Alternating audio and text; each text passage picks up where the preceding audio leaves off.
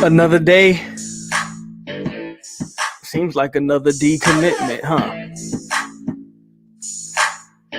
What does it mean? When everybody was predicting after the spring game, a mass overhaul of commitments. And instead, what you've gotten was 2 decommitments out of the 2022 class and 2 commitments from 1 3-star and a guy who at the time wasn't even ranked and now he's a 3-star. What does it mean? What is going on, everybody? But I'm going to be clear. I'm not even upset. More so, I just want to explain why we probably shouldn't panic just yet. So sit tight. Get ready. You're on 86370 TV. You're on The Hangover. And by all means, we're about to have another good time. So we in here, baby. Let's go.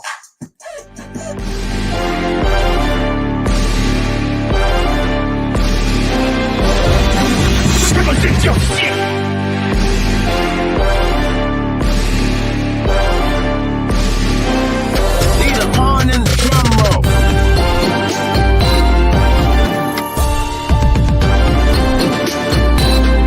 Turn up,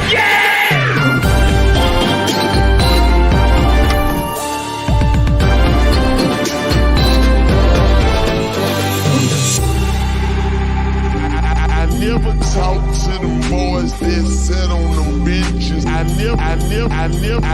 never talk to the boys that sit on them benches. I was in the game on 4th inches.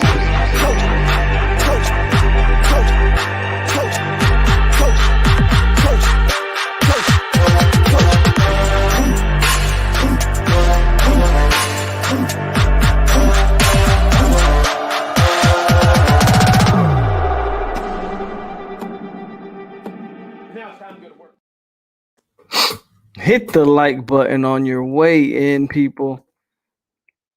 It is Wednesday,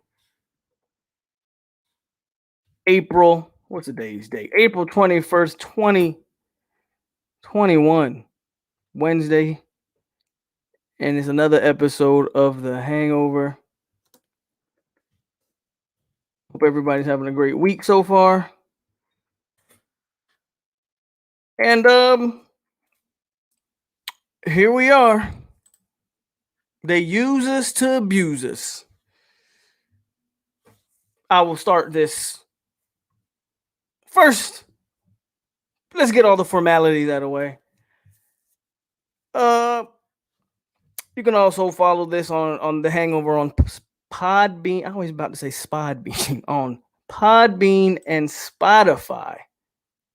You can follow this.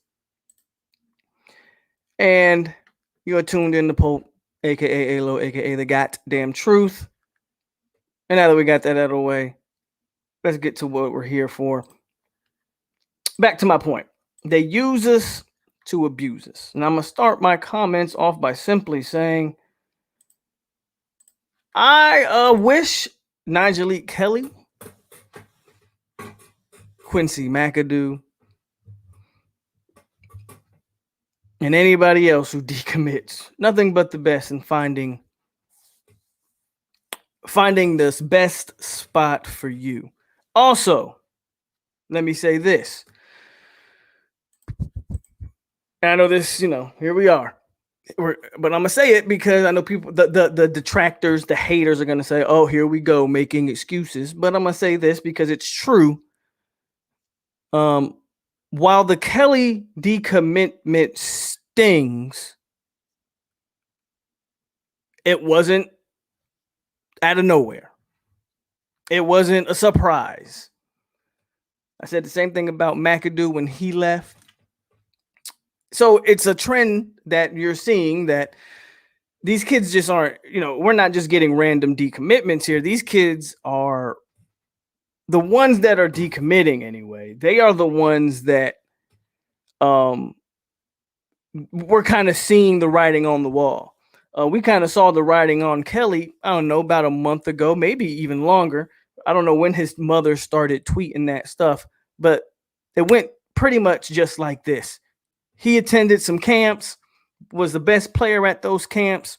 247 up their rankings. He skyrocketed through the rankings, picked up a 4th star. You're talking about a kid in Nigel Kelly when he committed to Florida State last year, was a 3-star, was ranked in the 600s. Nobody knew him. Nobody talked about him. Nobody cared about him.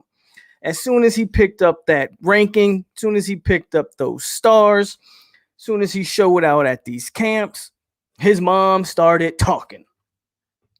And mom said he ain't committed. He's still available. If Florida State can sign other players, why can't he shop himself around? Mom made it very clear a month ago that Nigel Kelly was on the block, fellas and ladies. So I don't really think it's that much a surprise, or we should be surprised about what happened. So this particular video won't be much, or this podcast won't be much about Kelly.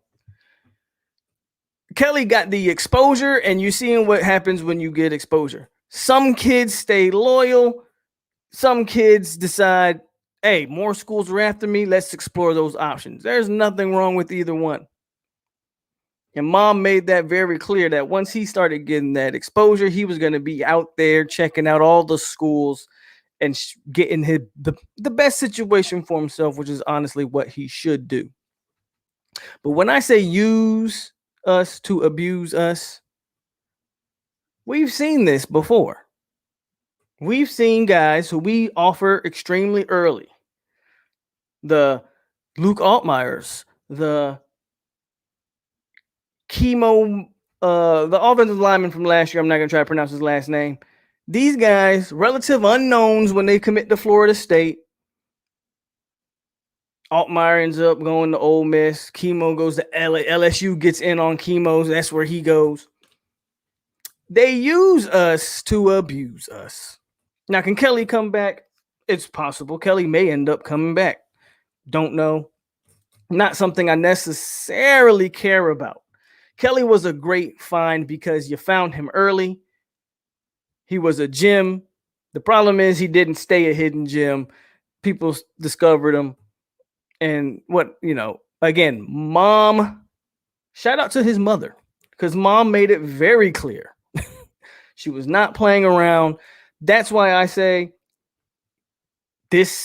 was this really a surprise? I don't think it was a surprise. I'm not saying that this particular decommitment stings worse than the McAdoo decommitment for sure.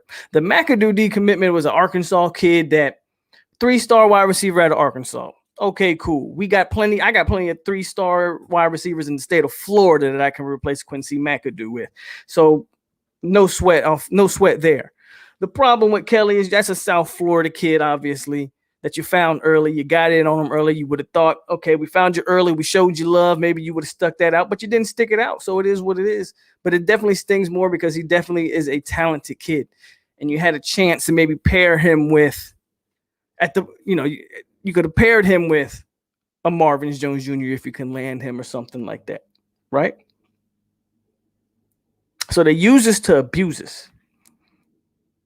If there's one thing I don't think you can deny, and you can talk about this staff all you want and the good or the bad, it seems to me like they're very damn good at scouting players, because a lot of the last 2 years they've scouted. Malik McClain was another one, a 3-star prospect that Florida State got on early. He shot up the boards, decommitment. Now we ended up getting him back, and we were able to get him to come back. And we've seen how he's played since he's been on campus. Worth every star and every ranking that he got. But at the time FSU offered him and he committed, he was only a 3-star. Nobody was talking about him. They use us to abuse us, guys. And I'm not saying they're doing it purposely. But Florida State's going out there and they're finding these gems. Again, this staff has shown in the last 2 years they have a pretty unique talent or eye to find some kids that nobody else is in. And then once we find them, it seems like the recruiting services find them. It seems like the recruiting shoots up the star. They get up getting another star. And now here coming all the other teams to try to poach them. I'm going to get to the roll call here in a minute. But I want to make sure I say one more thing and then we continue the conversation. All of this is a moot point if we just go back to what I initially said at the beginning of the year or the end of last year. This class will be special as long as they win football games. Everything else is irrelevant. Everything else. It is freaking April, and there's no reason to be mad about anything. I'm not going to get upset about a kid decommitting in April. There are some concerns I have, and it mostly comes out of the spring game. I think, you know what, I'll get to that point after this. Let's get to the roll call. See everybody in the chat. Let's hit the roll call real quick. 30 people in here. Hit that like button. Noel Squad, Wayne, Tay, Mark, Priscilla, Todd, Panama, Chris, Rose, Jen, No Blooded, Lorenzo, Dennis, Island Boy. I don't even know how to say that. Adengbe. That's what I'm going to call you. D. Thompson, Irv, Smith, 1095, Florida State Love, and I think I already shouted out Dennis Wilson. So what I was getting at, simple. What I think is, and this is just my thought on it, I think when FSU had all those kids on campus,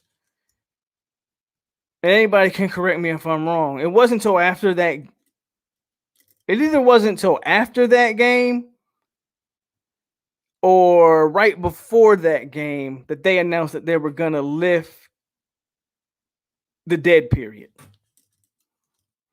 I think that had a little bit to do with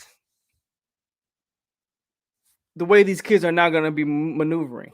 Because at the time, obviously, with the dead period still in place and no idea when that would be lifted, I think that would have did a lot for Florida State or any school for that matter who had that many kids at their spring game. But once you lift the dead period, now these kids are able to go and officially take visits and be around the staff. So I do believe that is how these kids are moving. That's why I'm not too worried about the state of recruiting. I mean, people want to clown, and I know it's the Miami clowns who are clowning, but you're clowning a team that still has 2 5-stars committed, blue chip quarterback, so we good. We're good. It's April and we're still in that position. So I'm not worried. I don't know what the relationship with Mortimer is. There were talks that he didn't commit because of Kelly. But if you don't know those two, the wide receiver we have, I think it runs a 10-8 in the 100. And Najee Kelly both go to Dillard, our teammates. However, it was said when he committed that they weren't a package deal. Like he didn't commit to Florida State because of Kelly. So I don't know I don't know how true that is. I don't know if he's now looking elsewhere or what the case is. But Mortimer's not as highly touted, by the way, as Najee Kelly. So we'll see what happens there. Again, we're good. The only thing that worries me, or maybe I guess some of the things that maybe worry me is that was a lot of kids to have at a game and to not have one higher profile kid decide to pull the trigger at that point. I don't know. Find that a little this much concerning. I feel like, and I've heard rumors that there's a couple kids that want to pull the trigger and Florida State maybe is telling them to hold off. And see,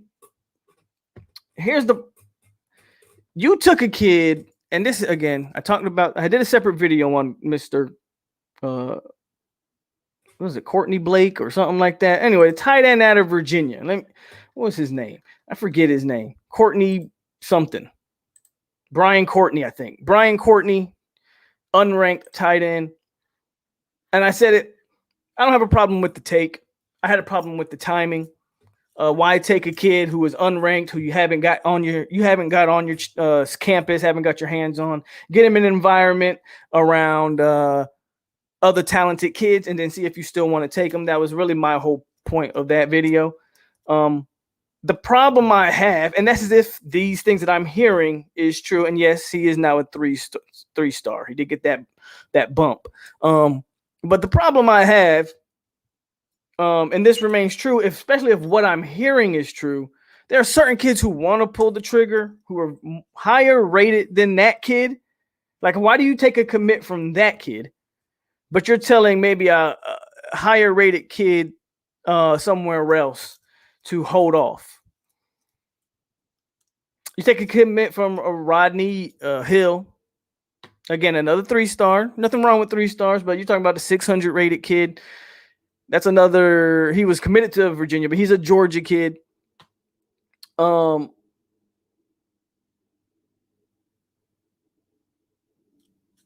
You're taking commits from some of these lower kids, and we expected at least maybe 1 or 2 higher profile recruits out of that, off of that spring game, and we didn't get them. And with the rumor being, you're telling some kids to hold off. I'm also hearing that there are silent commits. Now, I've never understood the whole silent commit thing. I know what it means, but I never understood why would you commit and keep it silent. And then someone explained to me, well, they want to commit and hold a spot, but they want to keep getting recruited by these other schools and keep getting the benefits that comes with taking visits and going to these other schools.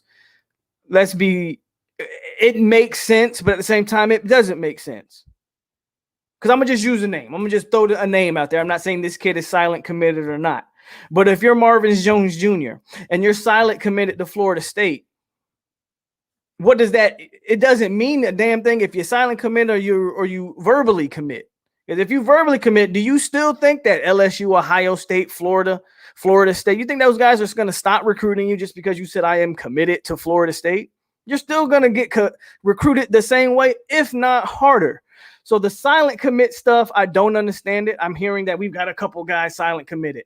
I don't buy into any of that crap. That's just me personally. Marcus almost said Rodney Hill got a 4th star today. That's awesome if he did. I didn't check. I do know 247, to Marcus Omar's point, they did do a recruiting update today. They did do an update, release some updated rankings. So if he's a 4-star as of this moment, that's dope. Probably just on the 247 if I had to guess, because I think they only did 247. I know some of the composite rankings may have changed, but probably not all of them. I'll check. I'll actually go to that real quick. But I'm gonna keep saying what I'm saying. Like that stuff, the silent commit stuff, man, makes no sense to me. So that type of stuff, I would say, okay, what is really going on behind the scenes at Florida State? That type of stuff, I think, would kind of worry me when a kid is telling the staff, if it's true, a kid goes, "Oh, I'm a silent commit, but I don't want it out there yet." To me, you're not committed. If ESPN has Hill a 4-star, with all due respect to Hill, I don't like ESPN's rankings or the way they rank their prospects. So I don't follow ESPN. If I had to pick, again, you guys know me, I go by the 247. Secondly, if I had to pick a second source, I would go by Rivals. And I don't even like a lot of the things Rivals do. Rivals, to me, they throw out too many 5 stars for my liking and the Rivals. So, and then ESPN would be last on that list. But if you're going to silent commit, it just to me says you're not committed. You're telling the staff one thing and you're completely like, so those would be my concerns if I was a Florida State fan or, looking at it at that way. Like, okay, why isn't the recruiting picking up the way we thought? And all these kids are silent committing, but nobody's really ready to pull the trigger verbally. Why I wouldn't be worried? Because it's freaking April. We're 2 months away from the start of some summer camps where I expect plenty of commitments in the summer.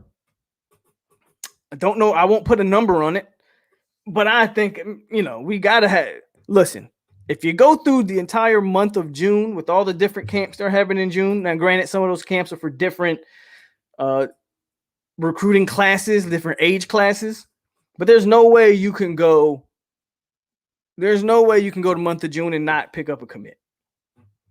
There's no way that you can go to the month of June. And if you go to the month of June and pick up 0 commits, raise the temperature a little bit more. But coming off a 3-win, again, another reason why you don't be worried. You come off a 3-win year. Coming off a 3-win year, and the fact that they're even recruiting at the level they're recruiting now has to be commended.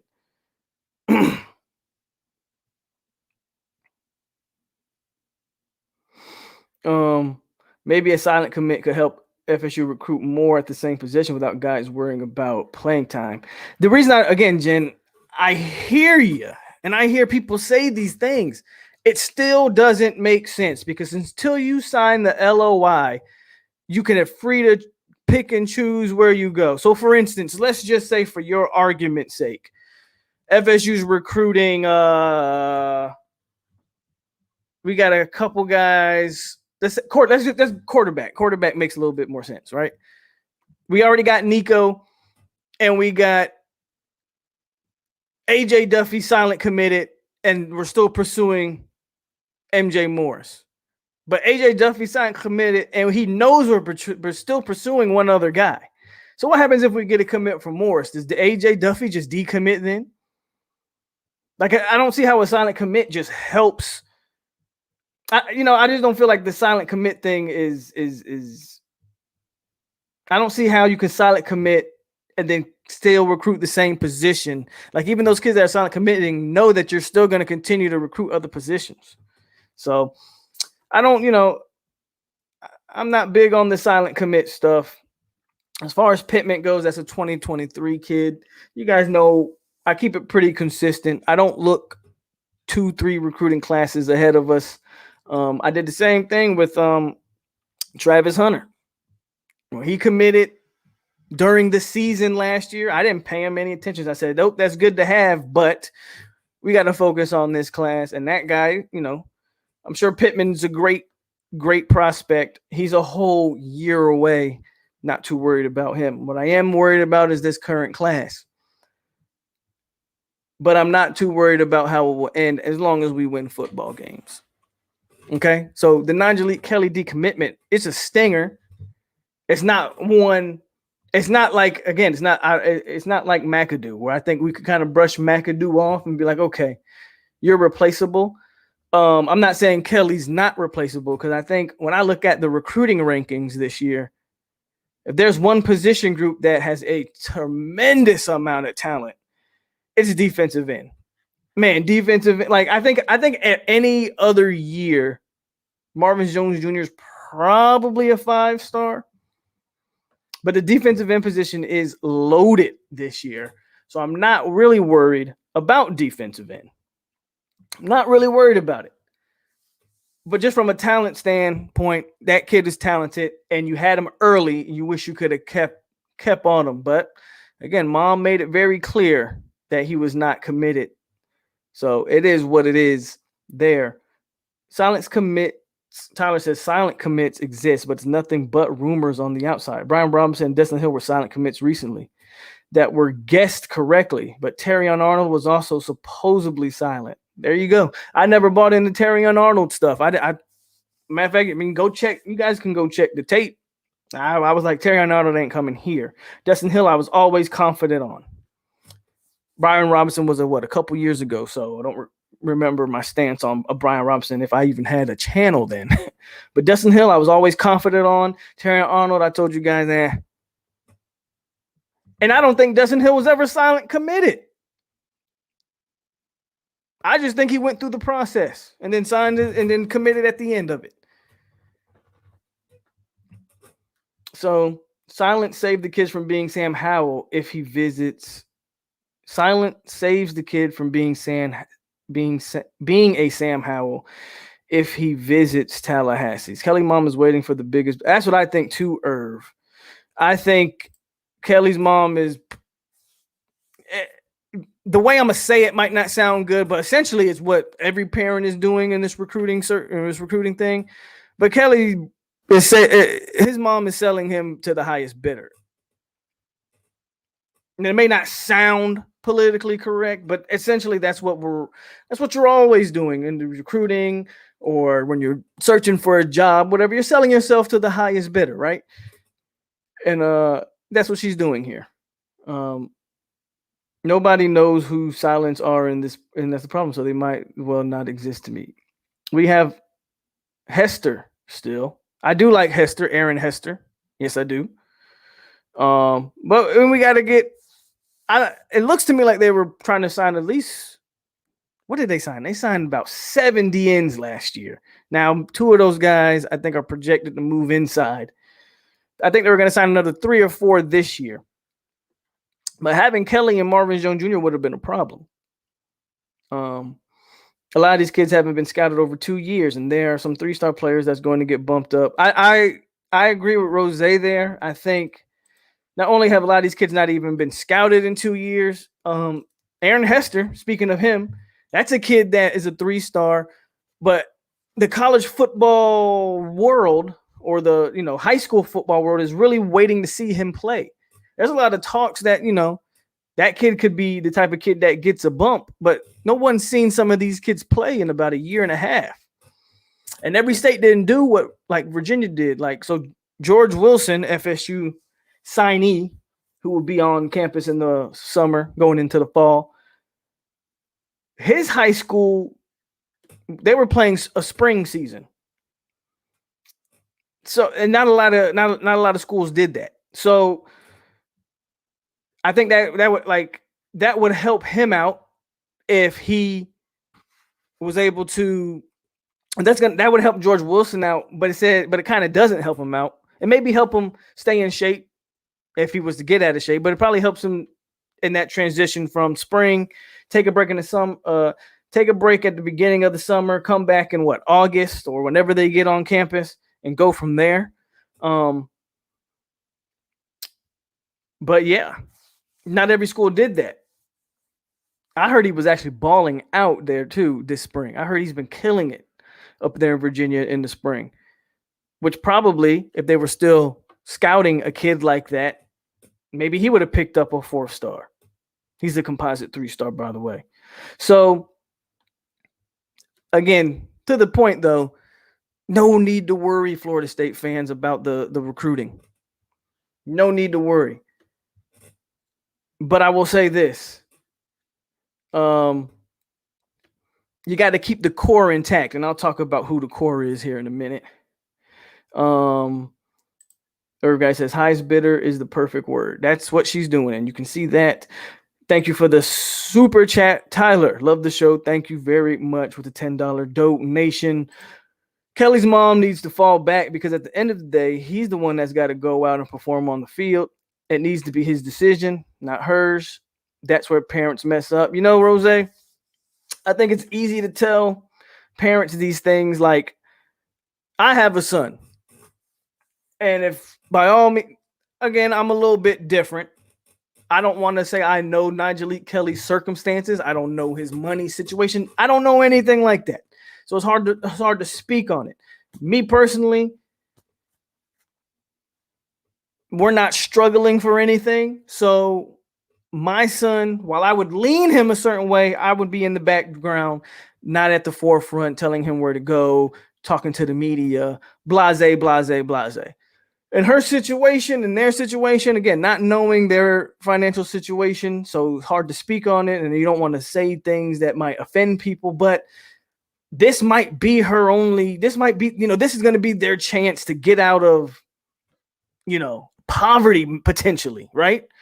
So it's hard to tell somebody to just sit back and let the kid do what they do. When she sees, I'm sure she's seeing Penn State coming down with the bag. Ohio State coming down with the bag, right? And FSU got on her so early, FSU probably feel like, well, we don't got to drop the bag on you. We got bigger fish to fry. You should just appreciate the fact that we found you when no one else wants you. Now, I'm not saying that's the Florida State's mentality, but that would kind of be my mentality if I'm being honest.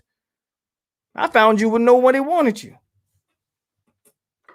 So now you want to, you want to leave because you're getting better attention. Where's the loyalty? So, it is what it is. Some kids probably already know where they want to go, but probably want to wait for National Signing Day and get that one-time experience. I can respect that. We need a blue chip defensive tackles in 2022. You're not lying there, Todd.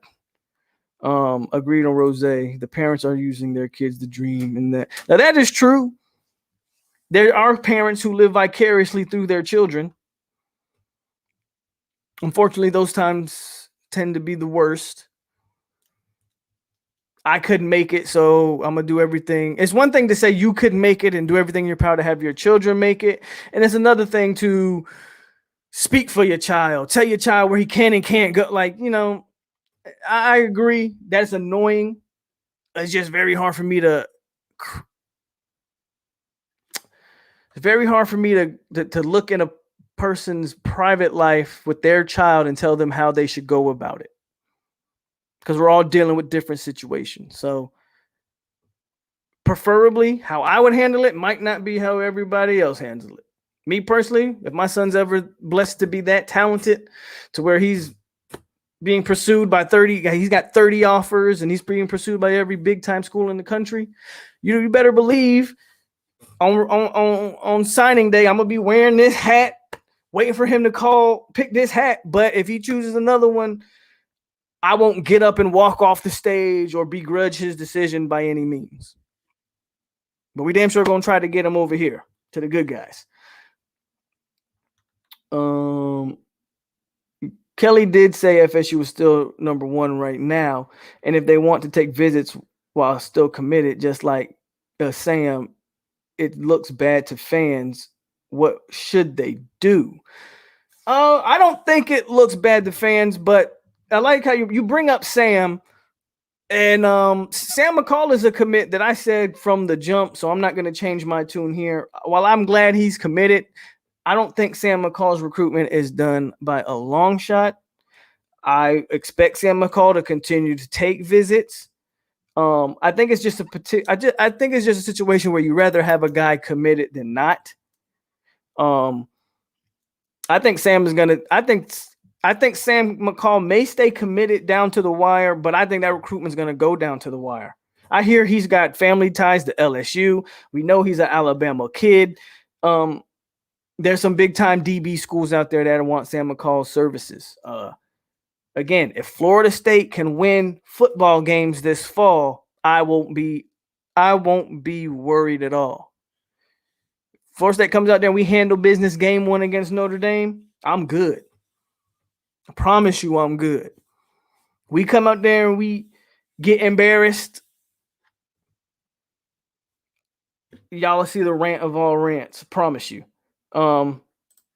What we need to do is spam hateful comments on Kelly and his mom's Twitter. That'll convince him to come back. I haven't seen anybody.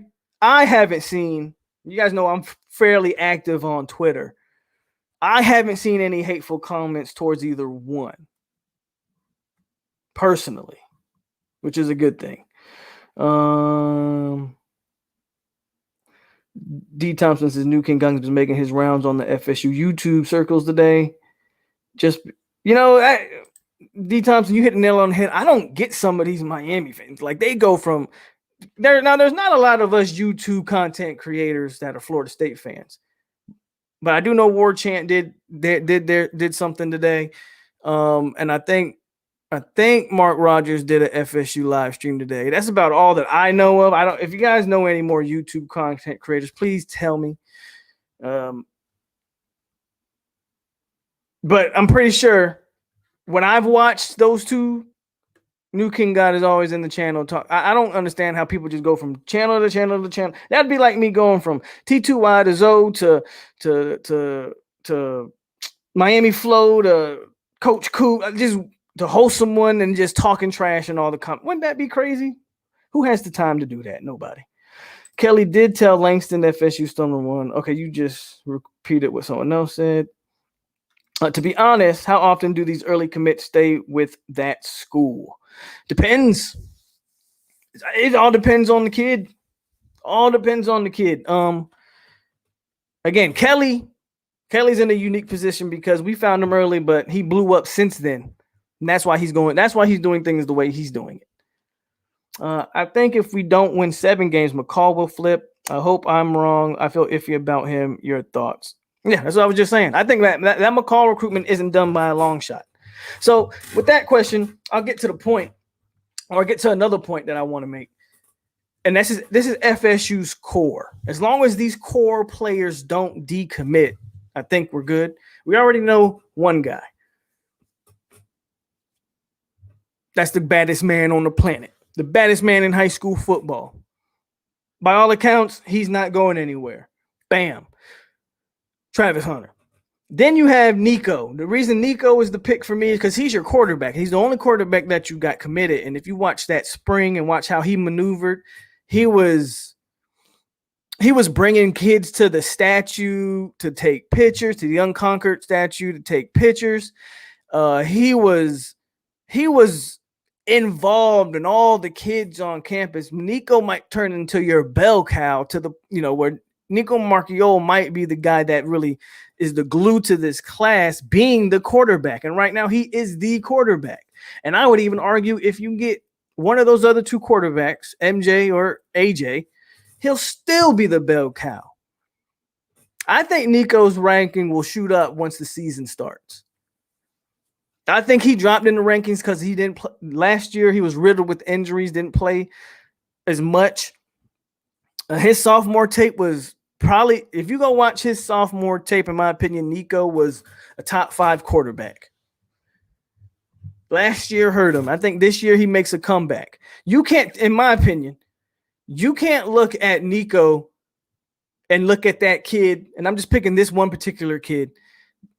I think his name is Sam Horn, but that kid that Travis Hunter plays with in high school, to me, you can't watch those two tapes and tell me that kid is that much better. That kid is a top 100 player, and Nico's in the 200s.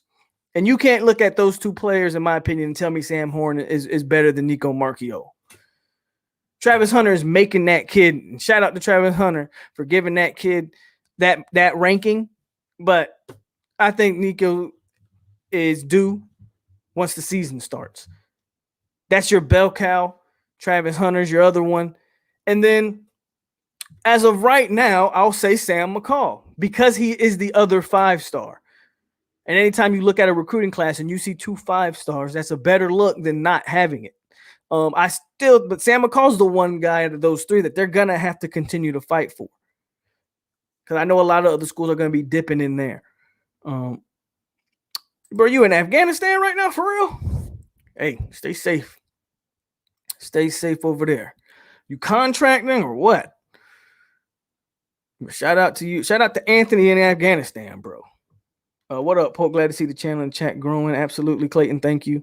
I think it's less about the number of wins and more about how we look and how competitive we are.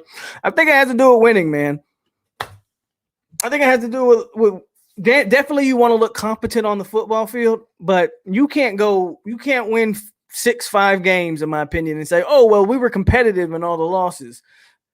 Man, kids are going to look at wins and losses, period. They want to see, can you win games?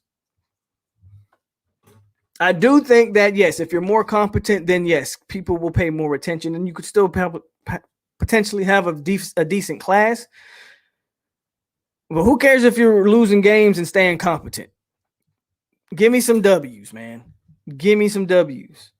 If we go out there against Notre Dame and it's a tough game, I'll take a tough game against Notre Dame in a loss. I'll take a tough game against North Carolina in a loss. I can't take a tough game against Syracuse and it still be a loss. No, you got to find a way to win that game. You got to find a way to win Syracuse, Wake Forest, those games. Maybe some of the more higher profile teams, sure. At least look like we belong on the field. Sniper says he should be a mod. Sniper wants to be a mod. Damn, Sniper, why you didn't have to ask for it? I probably would have made you one eventually. Now I gotta think about it. Those things go hand in hand, though, I guess. I don't think Sam done either, coming from Tay. Indeed, win and all is good. It's going to come down to FSU, Alabama, and Florida for McCall. What's up, T2Y? Exactly. Recruiting becomes a hell of a lot easier if the product on the field improves. Call it promotion by attraction. Mason Rushing says no. Okay. What up, William? I was kind of surprised that Kelly decommitted. I don't think, William, you should have been surprised, though. That's what I was talking about earlier. I don't know if you just tuned in. Again, I only talk about what I follow, and I'm very active on FSU Twitter. And the day Najee Kelly became a 4-star is the day his mom started talking about him not being committed. That told me everything I needed to know. She went on a whole, I don't know if it's a rant is the right word, but she explained everything on her Twitter page about how he's not committed, how they're still shopping themselves around. I don't know if she used the exact word shopping, but definitely said they're still available to other schools, that Florida State is going to continue to recruit players at his position. So why can't he continue to look at other schools? She said all of those things a month ago. It was a month ago that I said, okay, if there's another guy that we're thinking, Kelly's probably not as solid as we think. So I don't think Kelly was a surprise to most people, but it did sting. It did sting. Just leave the porch light on for Kelly. Let's hope he finds his way back home. There you go. If he doesn't, he doesn't. If he does, Dade County. Okay, they talking trash. Panama.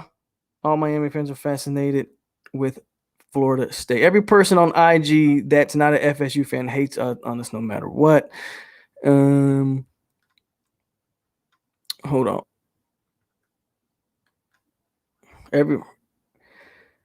Air Force. Anthony's in the Air Force. So shout out to Anthony, guys. Make sure y'all say your prayers for Anthony over there in Afghanistan doing his thing. So shout out to Anthony. Montre was good. Facts. That's what I say. If you want to be a Seminole, don't waste our time with the games because we ain't tolerating it. Mine King says the next man up. I need to be one. Everybody want to be a mod now. Sniper even started people asking to be mods. The thing that's so insane about Hunter is how he lights it up at every camp he goes to.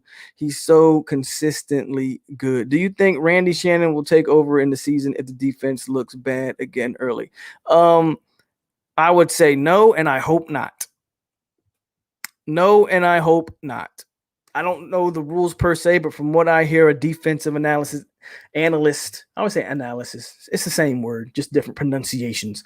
A defensive analyst is not allowed to do any X's and O's. So I find it interesting if Florida State was to go that route. And quite frankly, while I like Randy on the staff, again, this is for his ties in the state. I do not want Randy Shannon calling my defense.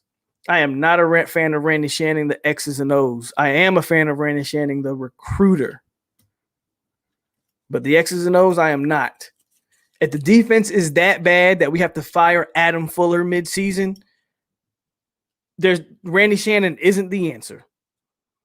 Go out there, find you a legit, I don't care what you got to pay for him, find you one. Find a real defensive coordinator. Randy Shannon is not that.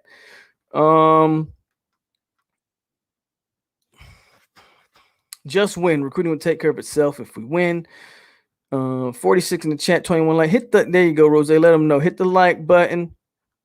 Do you hate more? Who do I hate more of the Gators? Well, I put a poll on the community asking the same question. And my answer reflects that poll. I hate the Gators wholeheartedly with everything in my being. Let's continue. Much love to my Air Force brother Anthony. I'll be in the desert next month. Hey, D. Thompson on his way. You going to Afghanistan? You said the desert. Where you going? Iraq, Kuwait? You guys be safe out there. I'm not surprised at all about Kelly. If you're scared of competition, then you are not what we need. I don't think he's too. I think, I don't want to start putting out that kids are scared of comp. I don't think that he's scared of comp. What I do think is that his mom understands that this is their opportunity to make it big. Now, Florida State, you go to Florida State and you still get into the league, but that's 3 or 4 years away. What school is going to offer you some payment and then still potentially get you to the league? I think that's where Kelly and his family are coming from. I think schools are dropping bags, and that's where we're at with it. Shannon couldn't get the UCFD right. Right. I don't need Shannon being my defensive coordinator at all. What up, Chad? How you doing? And Les Coop says, how much longer will Odell stay around? He isn't keeping up pace with, man, we talked about Odell. We won't hash that again. I don't know how long he'll stay around. If it was up to me, Odell would be on his way out the door. Or take that back. If it was up to me, Odell would be in Randy Shannon's position, and I would have hired another defensive line coach if it was up to me. If Kelly wants to be Warren Thompson and have his mom speak for him, that's him. She's just looking out for her son. Focus on who wants to be here. There you go. Wayne said it perfectly. Nigel, again, we don't know the relationship between mom and son. I'm pretty sure mom's doing the talking, and he's just like, okay, whatever. Warren had a similar situation there. Not saying that the kids are Warren Thompson. I'm pretty sure he's a better football player than Warren Thompson ever even thought about being. But here we are.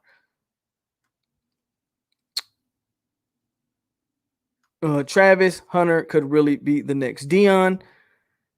He could definitely be a very special player. And Irv says another reason why fathers need to be involved in their kids' life. Hell, to be honest with you, Irv, sometimes the fathers are worse. You guys remember a kid by the name of Nick Cross? Sometimes the fathers are worse. Remember Ryan Leaf's dad? So a lot of times the fathers are worse. I'm not saying I disagree that fathers need to be involved in kids' lives, obviously. But when you start talking about this football and this sports thing, sometimes the fathers are worse, man. Sometimes the fathers are terrible. Roy Jones' dad. Now, granted, Roy Jones achieved greatness, but just go listen to how Roy Jones talks about the relationship, the strained relationship that him and his father had. Sometimes the fathers are worse, man. Sometimes the fathers are worse. FSU can drop a big bag if I agree. And that's what I'm saying. If they really wanted them, they could do what other schools are doing. I think the defensive end position is so big. I think they'll be fine. Maybe his mom is smart and she's playing a long game, or maybe I'm giving her too much credit. I'm hoping that his mom is smart and she's playing a long game. I'm with you there. I think that's what they're doing. But she's been very vocal. Again, she wasn't vocal until this guy picked up that 4th star and became a nationally sought after prospect. Once she saw that writing on the walls, when she started speaking out. Take it for what it's worth. Who are the top defensive tackles FSU is looking at? Great question, because I have no freaking idea. I think I have a few names. I think. But I don't know if FSU has any real traction with any one of those guys. Norvell Central in the building. What's going on? He says, trust me when I say this, we are fine. Good things are coming. Hey, coming from the man himself. If you guys don't follow Norvell Central on Instagram or Twitter, go. That's the man right there. He gets all the interviews with the prospects. Norvell Central is the man. Malik Henry, his dad. Malik Henry had a lot of other things going on, but again, we can go name by name of kids whose dads and moms, parents. Cross wanted to come to Florida State. If it would have been 18, he would have signed. And his dad told him, nope. I have an issue with how the FSU staff did Jeff Sims and now the Morris kid. If the staff are QB whisperers and have done such a good job, if They staff are. So you have an issue with what they did with Jeff Sims. To this day, I don't have an issue with what they did with Jeff Sims. People are trying to make this a race thing. You're allowed to believe and have your own opinion. When you look at football across the board, whether you're talking college or pros,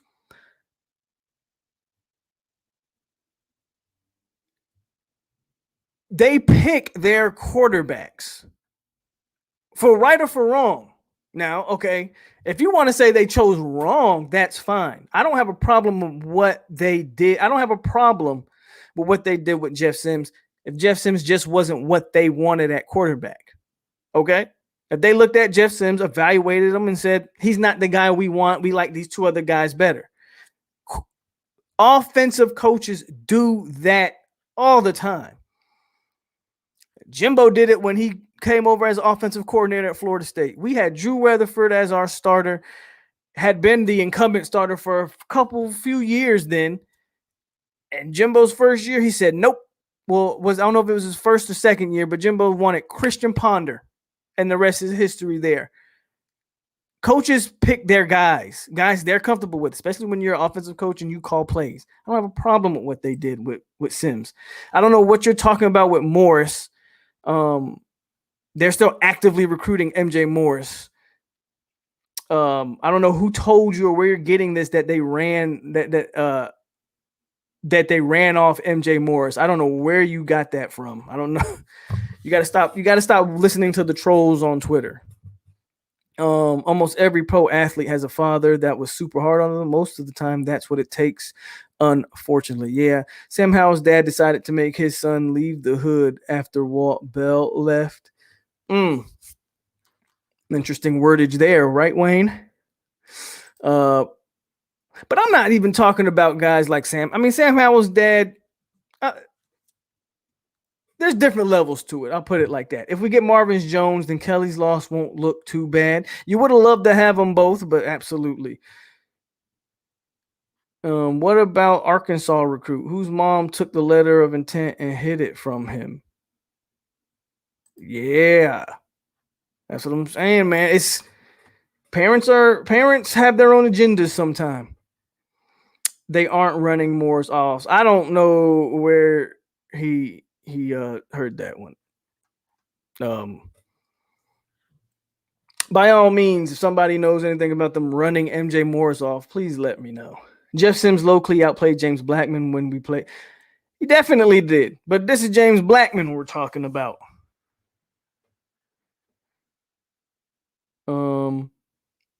Alex Collins. Yep, he was the offensive lineman. I think I remember exactly who you're talking about.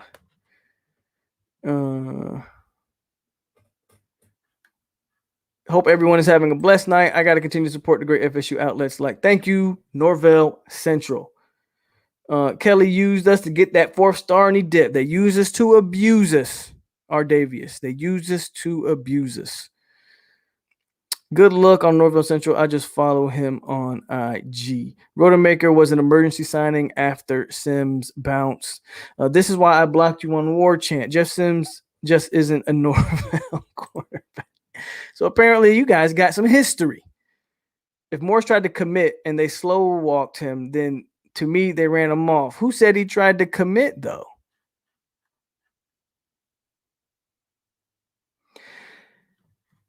You know, I don't know. I don't know why they would do that.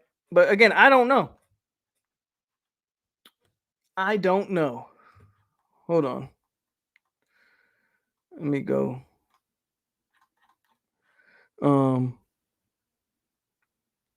Landon Collins' mom when he chose Alabama, less living in his own reality.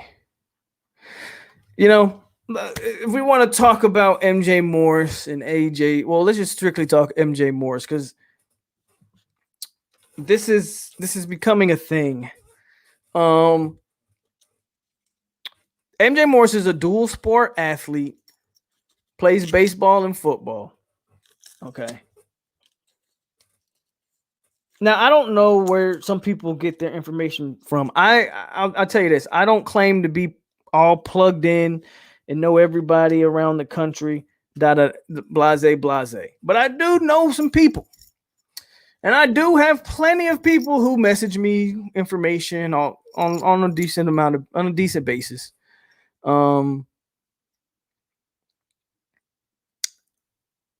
I don't know where anybody's getting this information that they don't want to take MJ Morris or they would hold MJ Morris off.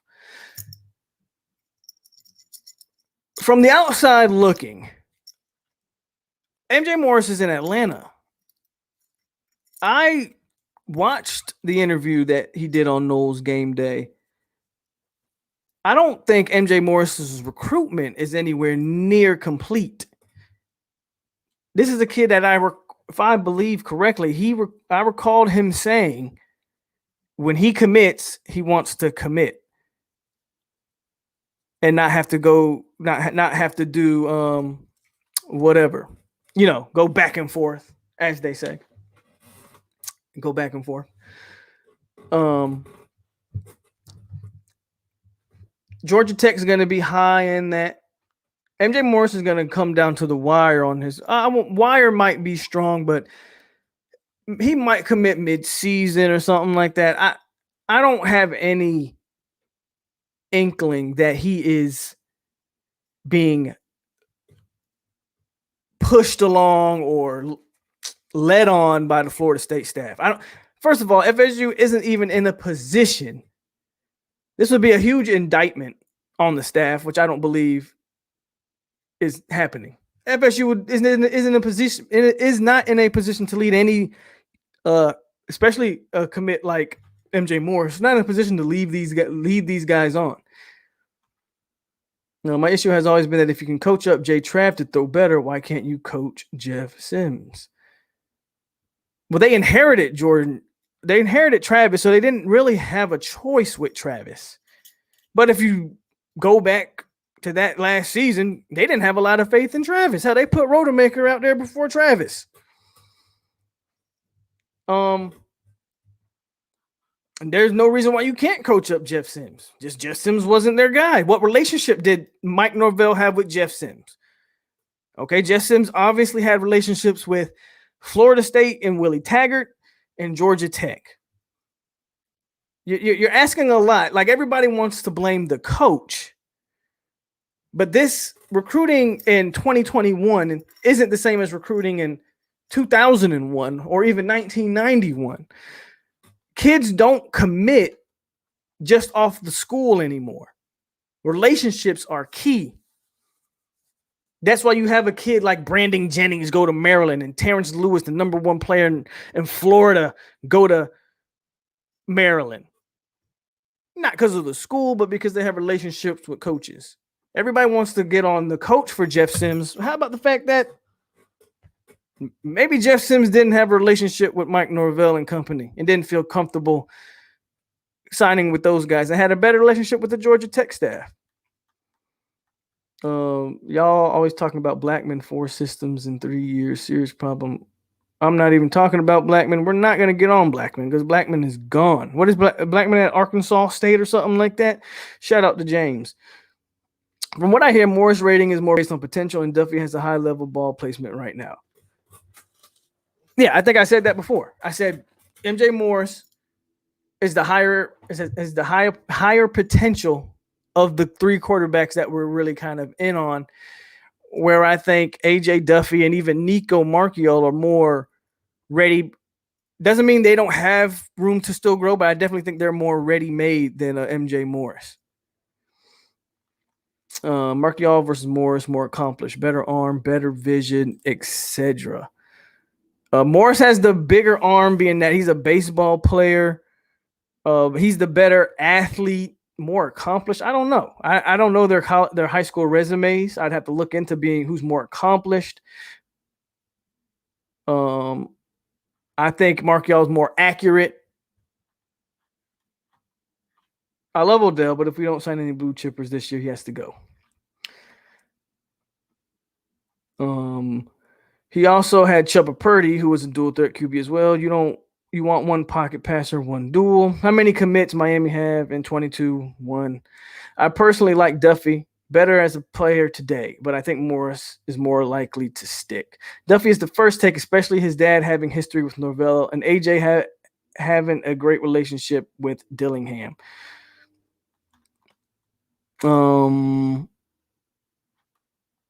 Duffy, okay, read that one. She did the same thing when his brother chose Florida and eventually ended up at Miami. They're talking about something else.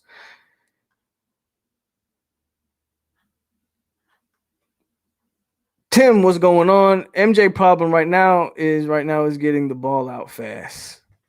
That's a good point from Rose. He has an elongated release. The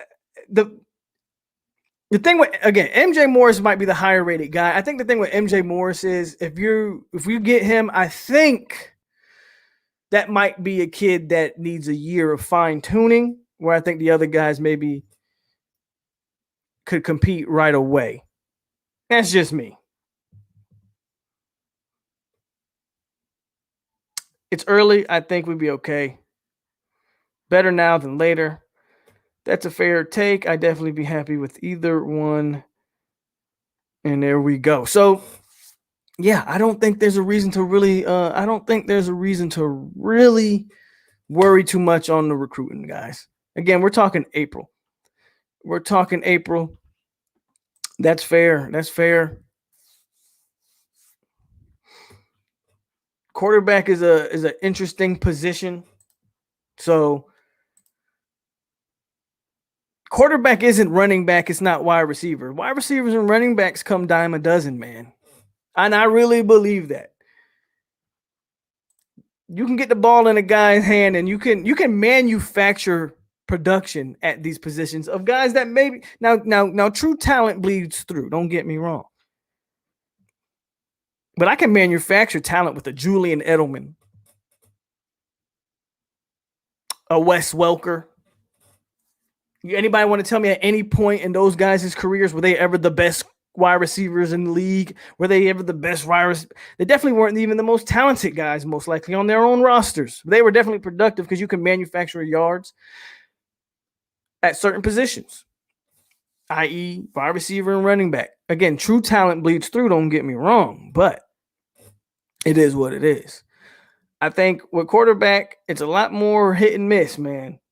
And I think that's why they're taking two. And they're trying to take two blue chip ones. So even if you miss on one, hopefully you don't miss on two. Les says Jeff Sims said he was committed to the school and not the coach. I will leave the subject alone, but he was a bell cow, shown the door, and we got nothing in return. Fine, that's fair. If we want to keep riding the Jeff Sims bandwagon, go for it. We'll see what Jeff Sims' career ultimately ends up at Georgia Tech. The only reason people are talking about Jeff Sims is because that one game against Florida State where he threw 2 interceptions, should have been 3. We dropped 1. He threw 2. 1 should have been a pick 6. People act like that kid came in here and set the world on fire, and he really played his way into a lucky victory because FSU couldn't close the deal. But like you said, we'll leave the subject alone because the only reason it's a subject is because he got the win. It's the only reason. I'm really happy with Nico. He's putting in the work on the trail, and I think he's going to shock a lot of people. I'm starting to look at how high school QB recruits the same way as NFL teams look at college QB draftees. It's hard to assess talent and right fits. It's a lot harder trying to assess talent from the high schools. Quarterback is more nuanced. Fitzgerald and Grothus, who wins the kicking competition? Oh, I don't even care. I don't care. Just let me get a guy that can consistently make some kicks. If AJ and Morris want to come, who gets shown the door? If both want to commit, and we got those 3, who gets shown the door? That's a great problem to have. If I had to, if I was picking, I would take Nico and MJ Morris, and that has nothing against AJ Duffy. I think MJ Morris has the better upside, and I think Nico is better right now. So Nico gives me that leeway to let MJ Morris develop. I can redshirt Morris. I can let Nico get a year under his belt, maybe compete for the job. Probably won't get the job, but compete for the job. Redshirt Morris for an entire year, and then there we go. That's how I would go about it. I don't think you can leave that upside on the table, right? If you want to be mad at anyone, be pissed at Walt Bell, who burned up with the Sam. Oh, we need to put 80 points on UMass. I expect us to. Yeah, it's another quarterback we could have had was Sam Howell. But nobody, no one gets mad about the Sam Howell thing. No one gets mad about that. We got a lot of other stuff to talk about, and sometimes I just call it for what it is. And this whole narrative with the Jeff Sims thing, it was created by trolls trying to say that Mike Norvell doesn't sign black quarterbacks. We got a lot. Us as a people have a lot of other things going on to worry about whether Mike Norvell doesn't sign black quarterbacks or not. And we're not going to get too into that. But point being is no one ever talks about how they botched how Taggart and company botched the Sam Howell. If we get Sam Howell, do we even need Jeff Sims? No one talks about that though. They just skip over how Willie Taggart botched the Sam Howell commitment because he let Walt Bell and not even have a relationship with the kid. And then go straight to, Mike Norvell showed Jeff Sims the door.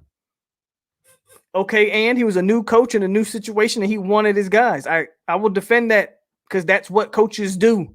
They want their guys. Bro, FSU's defense make any QB look good. They made that QB from Sanford 2018 look like a first rounder. Sims is a dead issue now. It seems like some of our fans are happy that the boy came here and beat us. Almost as if that proved the point, Wayne. You hit the nail on the head. Almost as if it's to say, aha, look, y'all let this guy go for this guy.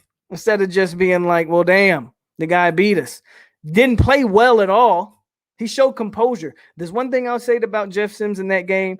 Even with all the terrible mistakes he made, he showed composure and was able to let one mistake, he was able to forget those mistakes and move on. He showed composure. I'll give him that. But the kid didn't play well at all.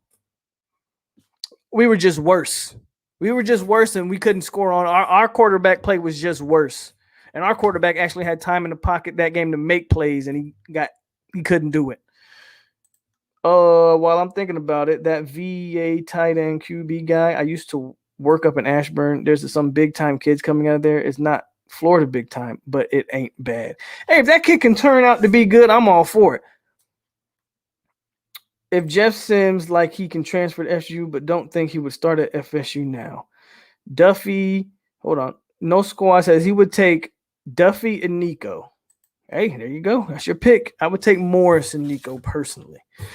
The Washington football team has their training facility in Ashburn, the big time money for private coaching. Okay.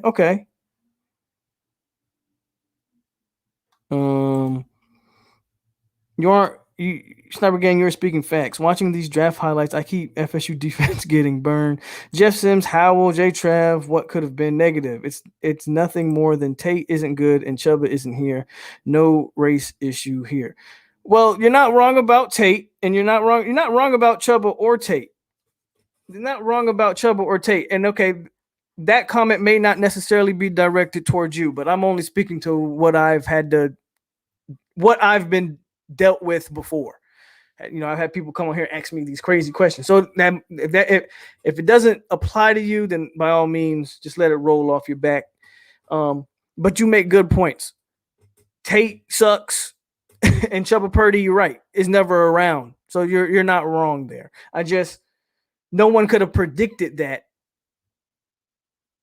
Chuba Purdy was gonna blow his shoulder out. Right? So I still don't.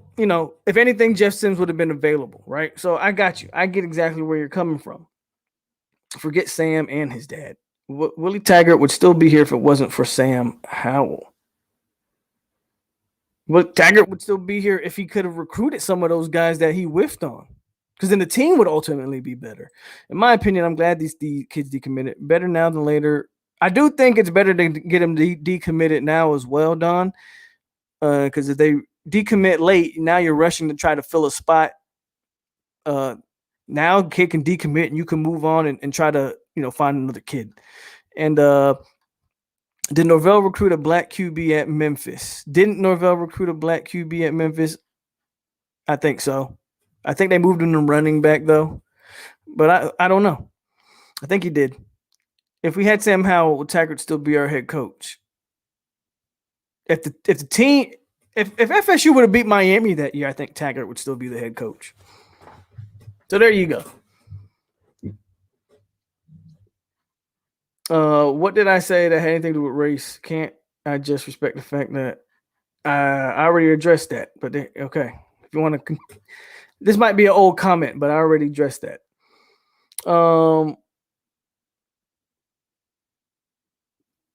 If Taggart would have established a relationship with Sam Howell, they both would be here. I agree there. Don't write them off yet. They're still freshmen. Look at Ponder as a freshman. Purdy, where does he stand in the lineup? Purdy has to be last. Is there any question that Purdy is last on the depth chart? And if you're not able to practice, how can you be anywhere on but last? Purdy's definitely last. What do you think about the running back commit? I thought I heard he got a new star. There's some people are saying he got a 4-star on like the ESPN website. I don't do ESPN. I don't do ESPN, so I don't go by those rankings. I heard he has a 4-star on the ESPN, but he's still a 3-star. As a matter of fact, he didn't even move up. Hold on. The 247 composite.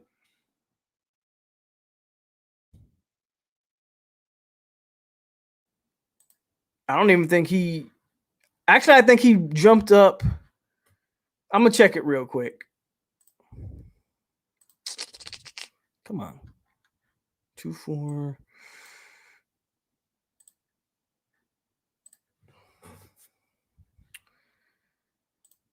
I think he was in the 600s. I think he's in the 400s now. So I think he jumped up. What is this? Okay. No, that's not what I'm looking for. I'm looking for 2022. I'm going to check real quick so we can be accurate.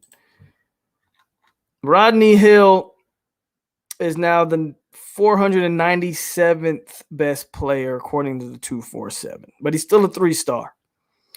Still a 3-star. And I don't know what he was previously, but it doesn't look like he moved much. Purdy's definitely last. He's barely available. I think I saw it on 247. Can't remember. Tate is last. That dude is scared to pull the trigger. You can say Tate is last, Anthony, but Tate's been on campus. Tate's taking snaps. Tate's throwing balls. Like, I get what you're saying. But I guarantee you, if push came to shove, they would feel more comfortable throwing Tate Rodemaker in the game than Chubba Purdy, because Chubba Purdy ain't even been available to practice. And I don't know a coach in the country that'll play a kid that ain't practiced. I don't know one. If Willie started me over Francois, he would still be head coach. Signed, Bailey Hockman. Ooh. But Jimbo did that, Wayne. Jimbo's the one who went with Jimbo's the one that went with James Blackman over Bailey Hockman. If you remember, Bailey Hockman and Blackman were in the same recruiting class. And when Francois went down, Jimbo chose to go with Black over Hockman. Purdy's still better than Rodemaker when he gets better. I don't necessarily agree with I don't necessarily disagree with that, but show me the proof. Show me the proof, because I haven't seen it yet. You got to be able to play. You got to be able to practice. The Damian Webb just added me on Fortnite. The Damian Webb, shout out to LaDamian Webb. He might be want to find a college to play football in and not be playing Fortnite, but who am I to say anything? Shout out to Jalen for being friends with LaDamian Webb. Tate is an unavailable body though, so Purdy last. Tate is an available body, so that's why Purdy's last. What makes Purdy better than Rodemaker based off what?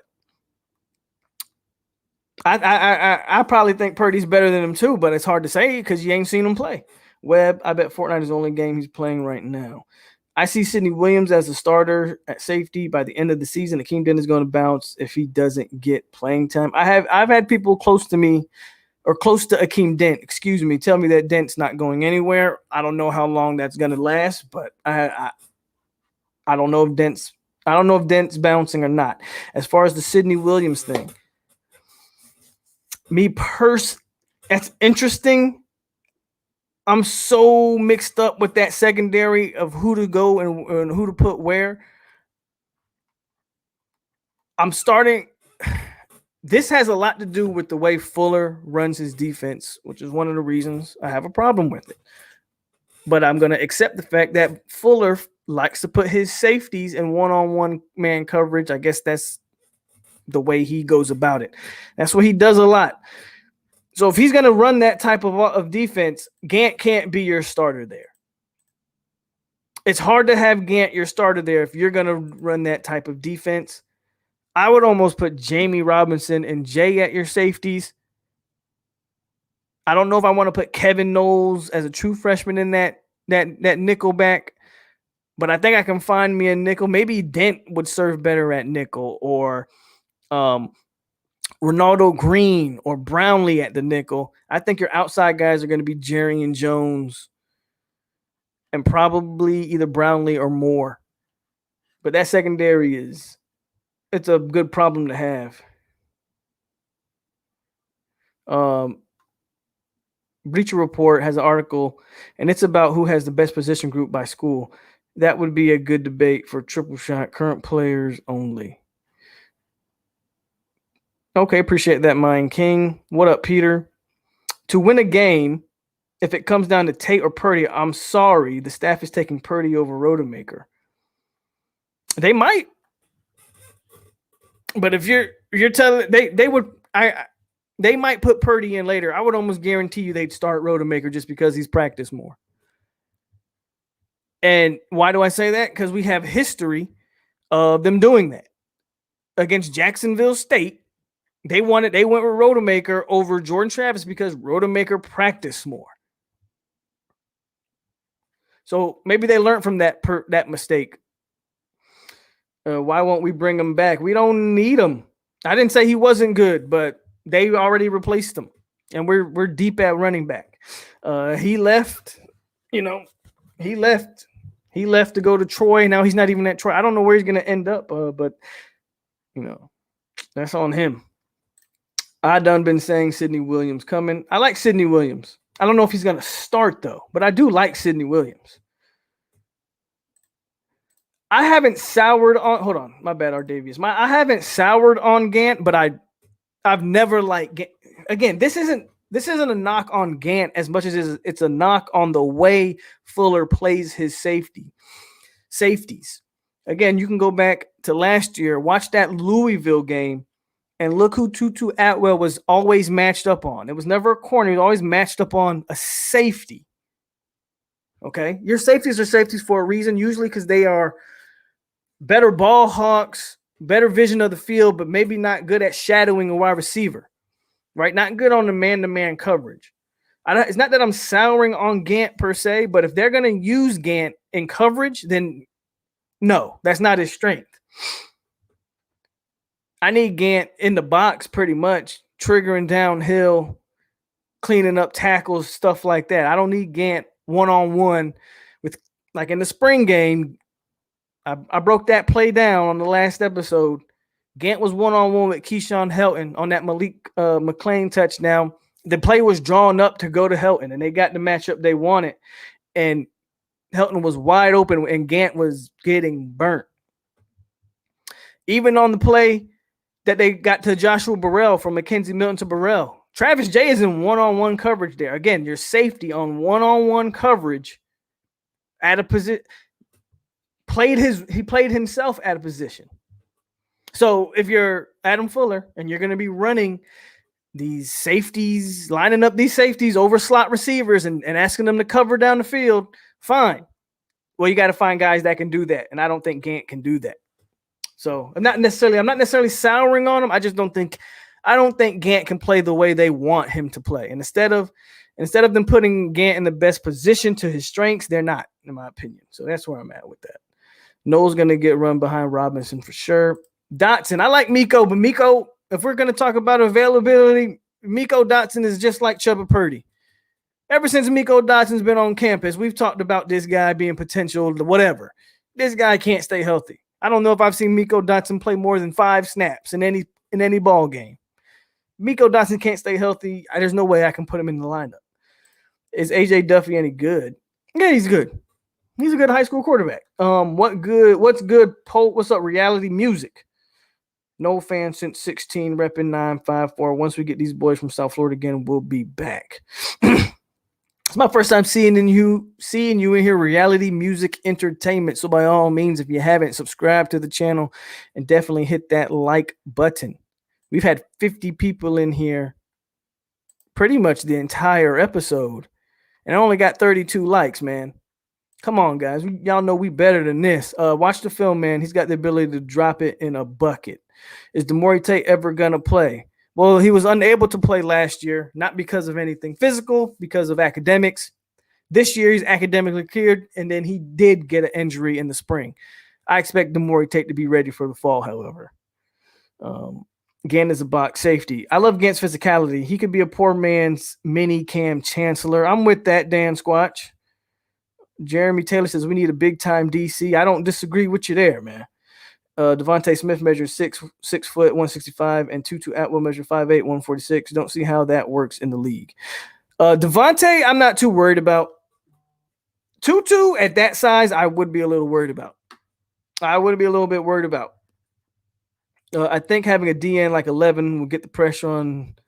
I agree with you. Getting more pressure on the quarterback would definitely help going forward. I still don't like the idea of having our safeties. Being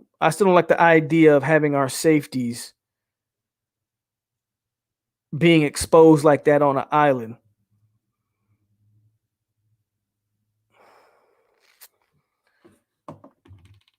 And Jay Oliver, what is going on? So this was a good question episode. Obviously, we addressed the decommitment earlier. As you can see, we're not going to get too caught up in that. We have a long way to go before we need to start worrying about the recruiting. At the end of the day, we still have 7 commits, 2 5-stars, a 4-star. I think some underrated 3-stars, and I'm not just saying that because they're Florida State kids, but Aaron Hester, man, I like him a lot. I can't wait for him to come out this year, play a full year of play football in the fall. I think Aaron Hester's a kid who can make some waves being on the field this year. And Mortimer, I like him too. So Rodney Hill, I'm not saying I don't like him. I got to watch more of him. And then Brian Courtney, again, I watched his tape. I like him. But if you haven't watched his tape, go look at it. The guy's he wears number 4. He's the quarterback. But this dude's the biggest. Like, he's bigger than all the offensive linemen, all the defense. He's literally, like, number 4 just stands out on the field. He's literally the biggest kid on the field, bar none. Not saying he's not good, but he should dominate that type of level of football that he's playing. If the corners can't cover, what makes Florida think the safeties could cover? How do you really feel about tight end position? I don't see the talent needed to get us going. They got the bodies, and they're bringing Kobe Gross in. It depends on what they're asking from the tight end position.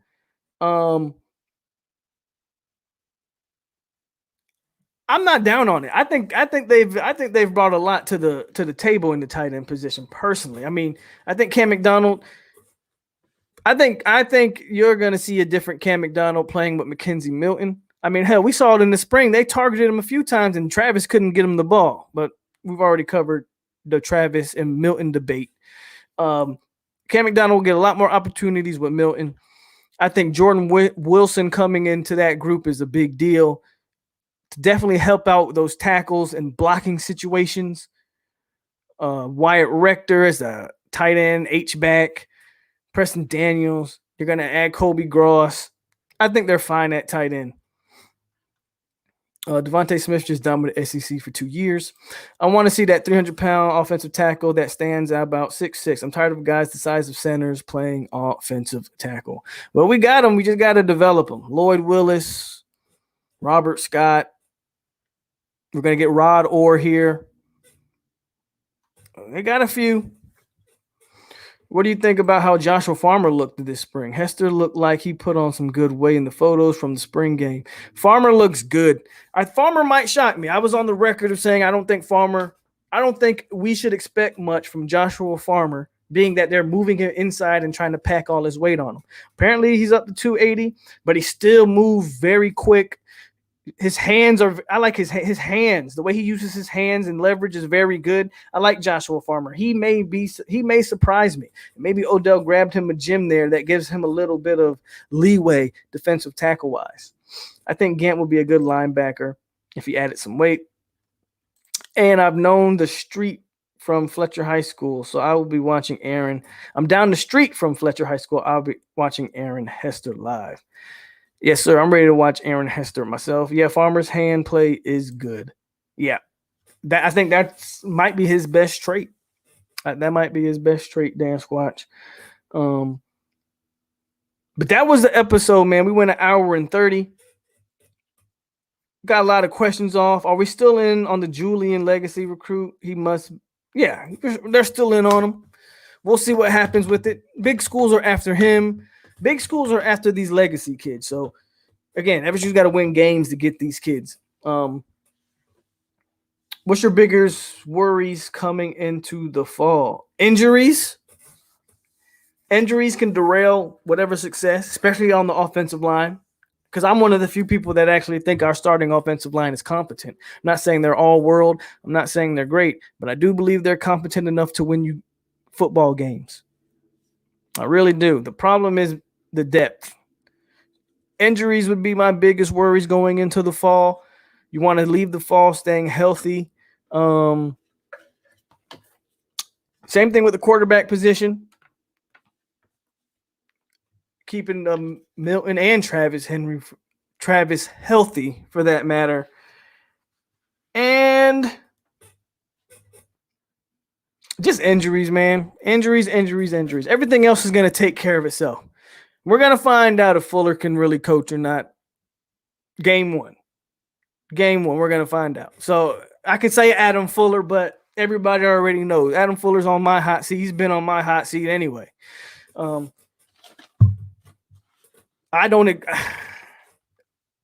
is the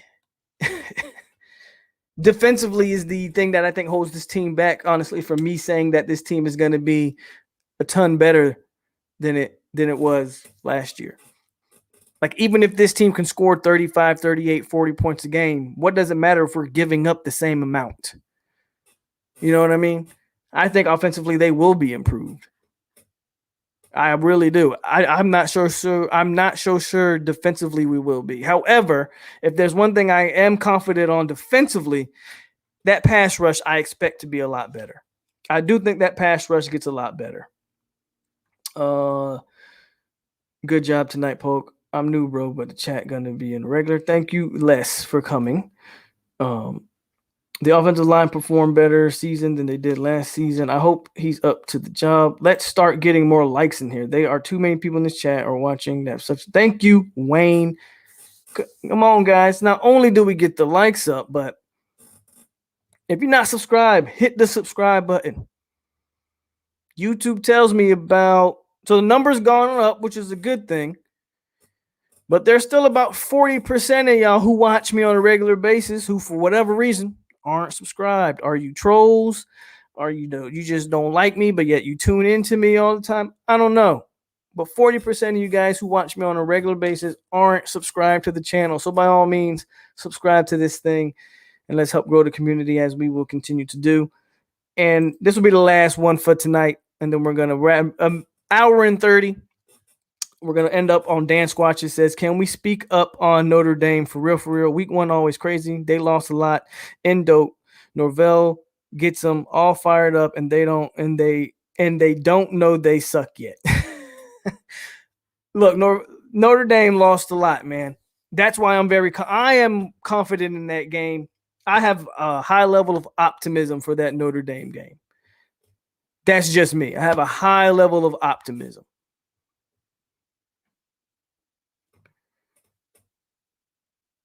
And Central Texas Kane says defense needs to play like Tropic Lightning and strike hard. No, they don't need to play like 25 ID. Yeah. And POLK, I appreciate you. No Nation, I feel your pain with Miami Trolls. I've been going to war with them for years. They sucked in the past. I sub and share. Thanks, Reality Music Entertainment. And do be on the lookout, guys. Do be on the lookout. I'm gonna dedicate a show. I don't know what day. It'll be around the same time. I might do it on a Saturday. I'm still kind of figuring out the day, but I'm going to dedicate a show for the Miami fans, the Florida State fans, and any other fan base. You, North Carolina, Notre Dame, Georgia, Clemson, Alabama. You guys come in here, and I'm going to invite guys on. You can debate me on any topic you would like to debate. That includes Florida State fans. Florida State fans, if you don't like one of my takes and you want to come on here and tell me that I'm stupid and wrong, that's going to be the show for it. Miami fans can come on here and tell me how stupid I am. That's going to be the show for it. There's going to be a little bit of rules. The only real rule I have for that show is going to be no name calling. Let's not make it personal. But other than that, that's going to be, I'm going to dedicate a show. That's going to be our all-out smoke session where everybody just wants all the smoke. I think that'd be fun. We'll have a good time on that. But it's your boy over here, POLK, over here on 863 Seminole TV. This was The Hangover. Another good show. Hit the like button on the way out if you didn't hit the like button on the way in. Stay classy, Seminoles. And we got you. Y'all have a good night.